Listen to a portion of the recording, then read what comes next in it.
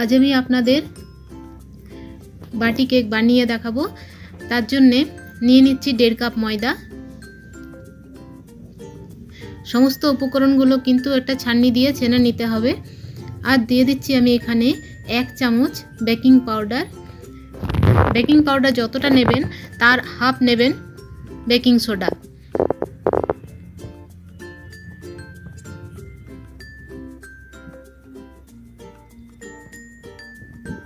আমি এখানে দিয়ে দিচ্ছি হাফ চামচ বেকিং সোডা।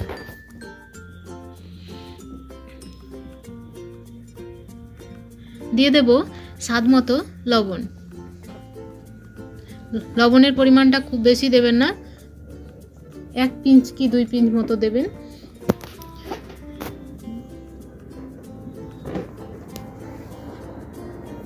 এবার আমি সমস্ত শুকনো উপকরণগুলোকে ভালোভাবে চেড়ে নিয়েছি। এগুলো আমি একপাশে রেখে দিলাম। এবার একটা আমি বড় মতো পাত্র নিয়েছি। দেখুন এখানে নিয়ে নিচ্ছি 1 কাপ গুঁড়ো করা চিনি। আমি চিনিটা মিক্সার গ্রাইন্ডারে গুঁড়ো করে নিয়েছি। দিয়ে দিচ্ছি 1 কাপ দই। আমি কিন্তু এখানে সেম কাপ ব্যবহার করেছি। আপনারা কোনো কাপ বা ছোট বাটি যাই হোক একটা কোনো মেজারমেন্ট করে নেবেন।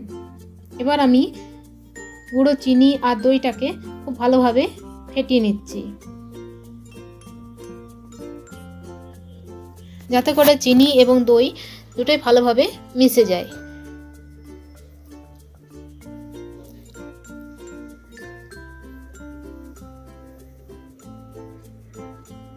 দেখুন চিনি এবং দই খুব ভালোভাবে মিশে গেছে।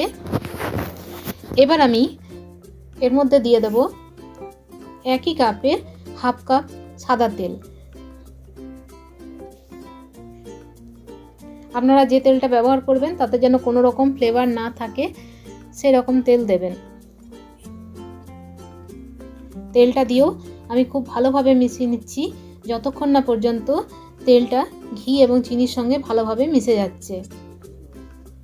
এই প্রসেসটা কিন্তু খুবই গুরুত্বপূর্ণ। এই সময় একটু ভালোভাবে ফেটিয়ে নিতে হবে। এই সময় যদি একটু বেশি ভালো করে ফেটিয়ে নেন তাহলে কেকটা ভালো হবে।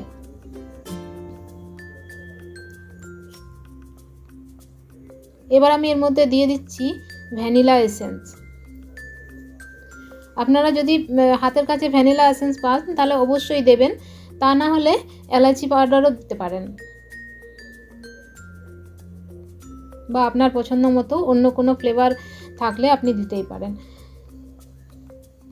এবার আমি যে শুকনো উপকরণগুলো রেখেছিলাম সেইগুলো একটু একটু করে দেব আর মাখাতে থাকবো। দেখুন আমি কিন্তু একই ডাইরেকশনে মাখাচ্ছি। এইভাবে করে একটু সময় নিয়ে মাখিয়ে নিতে হবে।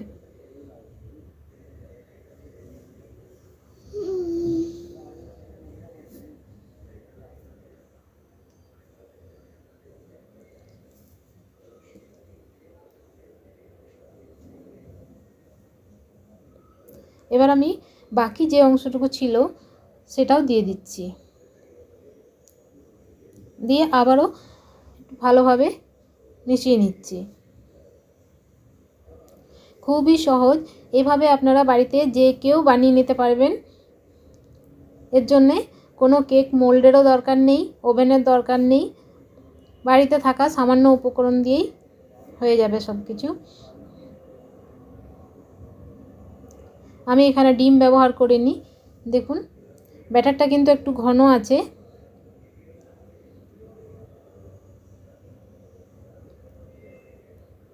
এভাবে কিন্তু একই ডাইরেকশনে ঘোরাতে হবে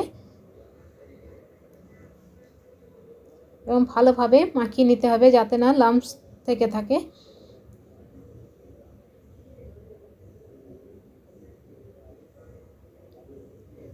ব্যাটারটা একটু ঘন আছে, তার জন্য আমি এর মধ্যে দিয়ে দেব দুধ। 4 টেবিল স্পুন দুধ দেব।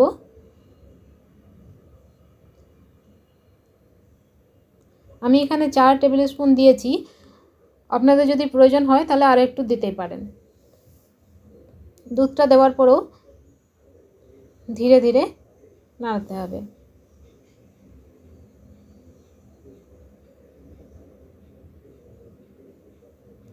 দেখুন ব্যাটারটা কি সুন্দর হয়েছে।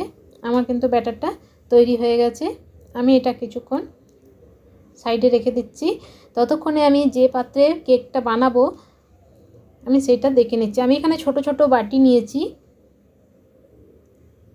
তার মধ্যে আমি একটু সাদা তেল দিয়ে ব্রাশ করে নিচ্ছি। তেলটা কিন্তু ভালোভাবে লাগাতে হবে, তা না হলে কেকগুলো বের করার সময় অসুবিধা হবে। এরকম বাটি তো প্রায় প্রত্যেকের বাড়িতেই আছে, তাই খুব সহজেই বানিয়ে নিতে পারবেন। আমি তেল ব্রাশ করে নিয়েছি। এর মধ্যে দেখুন একটু ময়দা আমি ডাস্ট করে নিচ্ছি।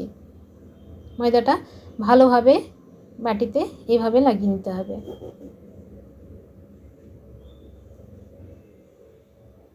এভাবে করে আমি 3টে বাটি ভালোভাবে ময়দাটা লাগিয়ে নিচ্ছি।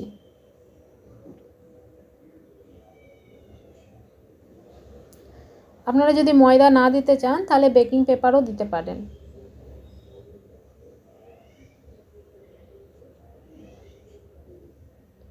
দেখুন 3টে বাটি প্রায় তৈরি হয়ে গেছে। এবার আমি ব্যাটারটা নিয়ে আবারও একটুখানি ফেটিয়ে নিলাম। এবার আমি এই বাটিগুলোর মধ্যে ভরে দেব। বাটিগুলো কিন্তু ফুলফিল করবেন না।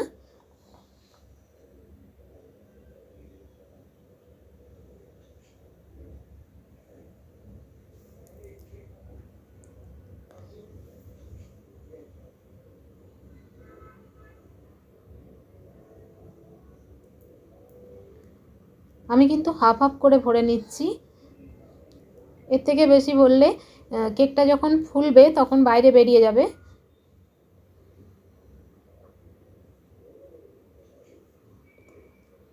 এবার আমি বাটিগুলোকে একটু ট্যাপ করে নেব যাতে ভেতরে এয়ার বাবলসগুলো বেরিয়ে যায়।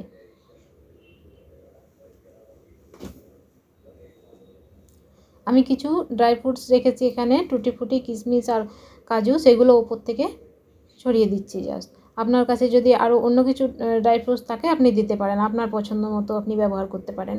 দেখুন এইভাবে করে আমি রেডি করে দিলাম। আমি গ্যাসের মধ্যে একটা কড়া বসিয়ে নিয়েছিলাম, সেটা লো ফ্লেমে আমি 5 মিনিট প্রিহিট করে নিয়েছি। এর মধ্যে আমি কড়ার মধ্যে একটা আমি প্লেট বসিয়ে নিয়েছি। আমি এটা স্টিমারের মধ্যে করছি, ইডলি স্টিমারের মধ্যে। আপনাদের কাছে যদি ইডলি স্টিমার না থাকে তাহলে একটা কড়া বসাবেন, তার মধ্যে একটা স্ট্যান্ড দিয়ে দেবেন। স্ট্যান্ড দিয়ে একটা থালা বসিয়ে এইভাবে বাটিগুলো বসিয়ে দেবেন। আমি এটা 25 মিনিটের জন্য একেবারে লো ফ্লেমে রেখে দিয়েছিলাম। 25 মিনিট পরে ফিরে এসেছি। দেখুন এটা টুথপিক দিয়ে চেক করে দেখছি আমার কেকটা কিন্তু তৈরি হয়ে গেছে। কেকটা যদি না হয়ে থাকে 25 মিনিট পরেও তাহলে কিন্তু আর একটুখানি দিয়ে দেবেন 2-5 মিনিটের জন্য। কেকটা আমি নামিয়ে নিয়েছি। এবার একটু ঠান্ডা করে ডিমোল্ড করে নিচ্ছি। দেখুন একটা ছুরির সাহায্যে এইভাবে ধারগুলো একটু করে ছাড়িয়ে নিতে হবে, তাহলে খুব সহজেই কেকটা বাইরে বেরিয়ে আসবে। কত সফট হয়েছে দেখুন। দেখুন কি সুন্দর তৈরি হয়েছে, একেবারে নরম।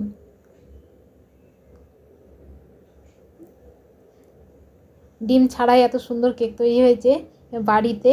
দেখুন এইভাবে করে আমি সমস্ত কেকগুলো বের করে নিচ্ছি। দেখুন কত সফট। আপনাদের এই রেসিপিটা কেমন লাগলো অবশ্যই কমেন্ট করে জানাবেন।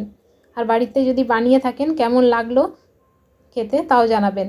দেখুন একটা কেটে দেখাচ্ছি। দেখুন কি সুন্দর হয়েছে, দেখুন জালিগুলো। পুরো কেকটা সুন্দর বেক হয়েছে এবং কি সুন্দর হয়েছে। আপনাদের এই রেসিপিটা ভালো লাগলে অবশ্যই এই চ্যানেলটাকে সাবস্ক্রাইব করবেন, লাইক করবেন, শেয়ার করবেন। ধন্যবাদ।